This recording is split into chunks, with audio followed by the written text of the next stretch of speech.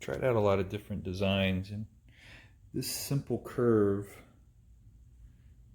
is what I'm gonna go with. See if I can. I've also decided I'm gonna use indexing pens for the sides. So I went to the hardware store and bought a thin dowel of red oak.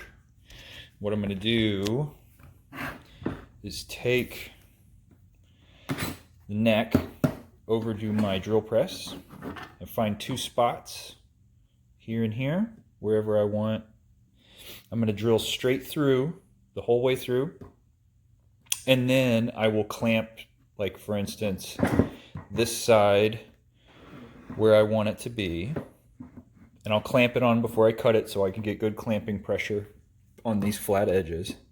And then I'll just simply use the same drill bit, go through this hole into the side, and that'll give me, you know, some referencing pins for this side, and I'll do the same thing on the other side. And then when I finally glue the whole thing together, there will be a dowel of, you know, red oak running through the whole base of this thing.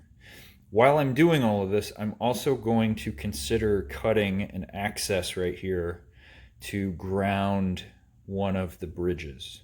And so right now I'm kind of just looking at everything and laying it out and seeing where where the bridge is going to go, now that I know exactly where my neck is going to go. And I'm just going to ground, like, say, this one bridge saddle. And so what I might do is cut the hole on the side so that there's an access, and cut a hole on this side so there's an access. So when I get to cutting out the control cavity in the back, there will be a control cavity like there. There will already be a hole with an access into here so that I can run a wire and ground the bridge. So I just need to do some thinking and make sure, A, I can do it, and B, I can do it before I glue this on. What I might have to end up doing is drilling the holes for, say, the middle two bridge saddles, and then just ground one of those. So I think the bridge is going to sit, like, I'm not going to be able to drill this hole because it sits on where the bridge is going to sit. Let me see. Yeah. So I can't drill a hole here until I've got the side on, because the bridge is going to sit halfway. It'll sit just like that. So it'll be about right there. What I need to do first is decide which one I want to ground, and then if I want to put a hole in while I've got them separated, and do something in here so that when I pull the back out of that, I can get the wire through easily. I can do it after gluing these. It's so much easier. If I've got a direct spot right there, I can use my drill press so that I know that the bit goes in square and it's flush and all that good stuff. So I just need to think about it. So this is my exact bridge location according to the nut.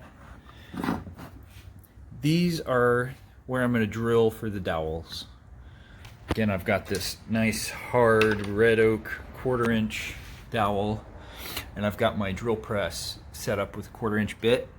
So I'm going to put a hole straight through this entire beam and then clamp up the sides one at a time and use that hole as a guide and put you know, the corresponding holes over here for a dowel set. So there'll be 2 dowels on this side, 2 dowels on this side.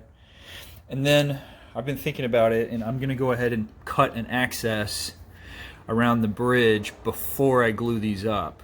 Having these dowels will be great because I can put this on and decide where my control cavity is going to go and do all of that before I glue it up.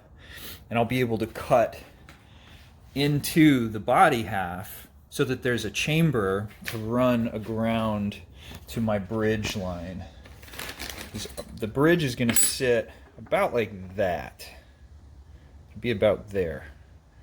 The string's going to come through this middle hole, and so I need a hole under here to run like a piece of wire up, probably through this hole, or I don't know what I'm going to do, but I need to get a piece of wire through here, under here, and then through here into here.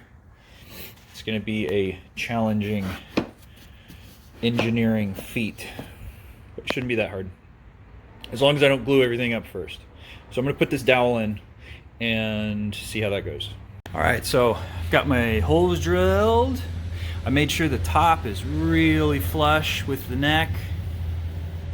The only place it starts to get a little, there's like I can just barely feel it right there, but that's gonna be sanded down anyway. Right here, it's very flat, it's very good seam. I'm happy about that.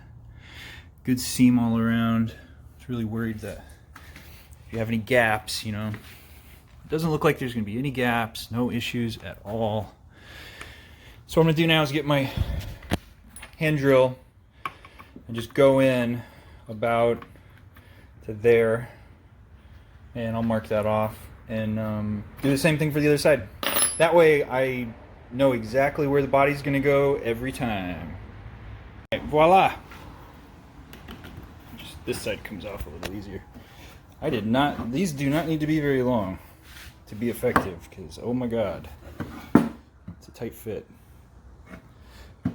They're perfect, everything lines up great. Very smooth. I'm not even gonna need to flat sand the top. I mean, it's perfect. Can't even feel it. It's really nice. So, I'm gonna start thinking about control cavity. And I don't know what I'm gonna do about it. So, next steps. So I'm about to bind the curvature here at the bottom of the fretboard. I've got it roughly sanded out. I'm gonna clean it up a little bit better. But I'm gonna take this piece inside and heat up some water. Throw it in a coffee mug of water. I'll just show you. I'm just gonna let it sit in this hot tea, Purple Heart tea bath. All woods have their own like distinct smell. Black walnut smells like that paint that you used to use in preschool. It's a very chalky smell. Maple smells kind of sweet, and Purple Heart smells exactly like vomit. This stuff is so gross smelling when you grind it up. It just stinks like vomit. So, some vomit tea. All right, don't hate. This is crude. But I used duct tape. See the piece of Purple Heart right there? I pulled it out of the hot water and clamped it on there. Duct tape helps, you know, give it some resilience, because it started to crack on one of these ends, but I have enough room to get the full piece on. So I'm gonna let that sit there probably for the rest of the day, and hopefully when I come back it'll be more like this. And we can glue it on and it won't want to come off. So I pulled the piece off. It is curvy. Let's see, this is the bottom. And it is just enough for me to be able to hold it and glue it. It should be okay. It's gonna look nice. So, yeah, something like that. No gaps. Should be pretty. Mission success. Now I need to clean cut off that, take it over here to my belt sander and sand it. I'm gonna put in the fret dots next, so I need to draw out my line for that. I'll show you how I do that. I'm gonna do a simple fret dot and the sides, and I thought this morning about maybe doing the sides to the body before I even glue the fretboard on.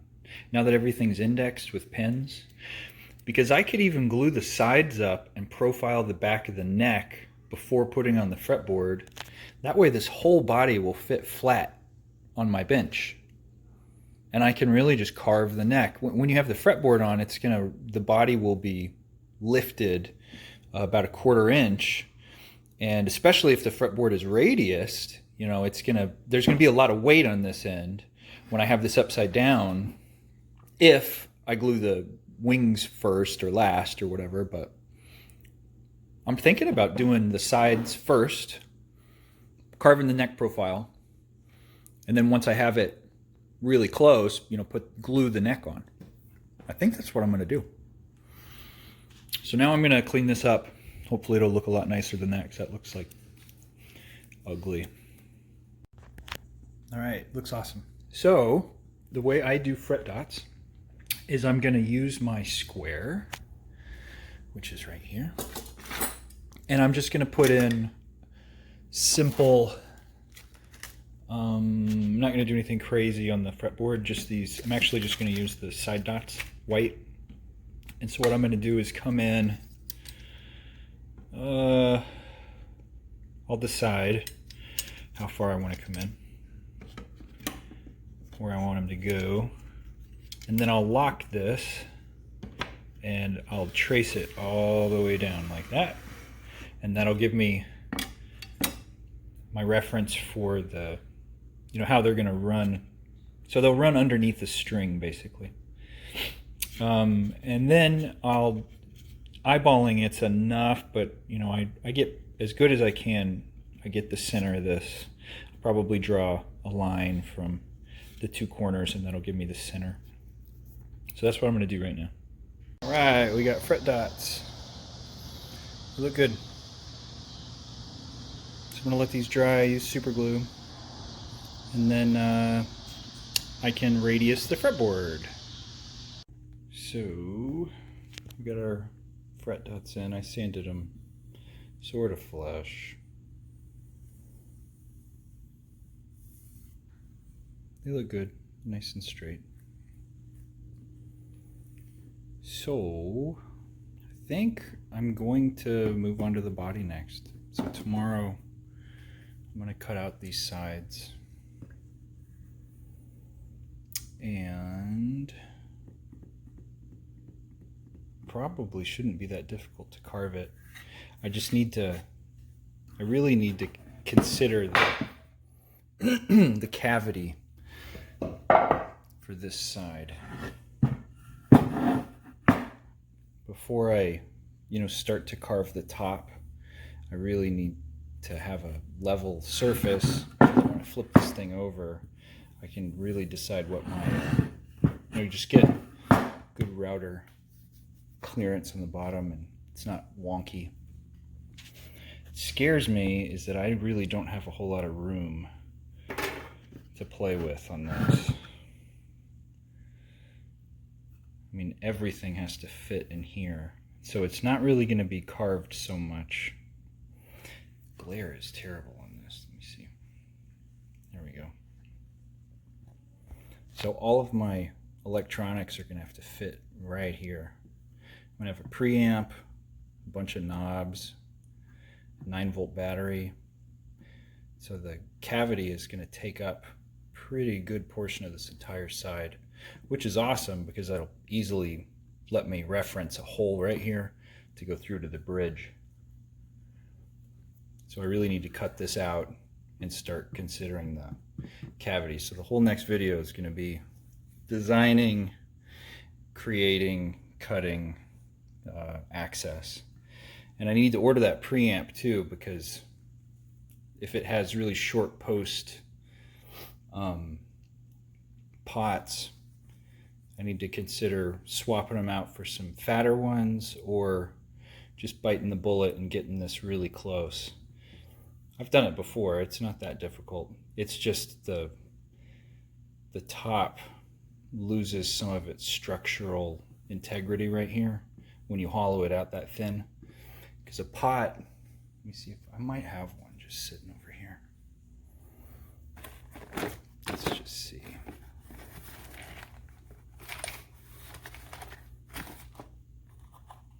Thought I had some in here. Yeah, there's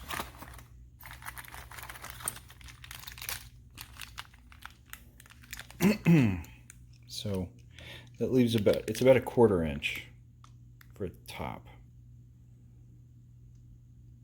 And that's a normal size pot. So if they're that big, I mean, I'm not scared of that. It's just having the ability to carve this out. I really like the the idea of a neat carve. So I don't know. Cut it out tomorrow.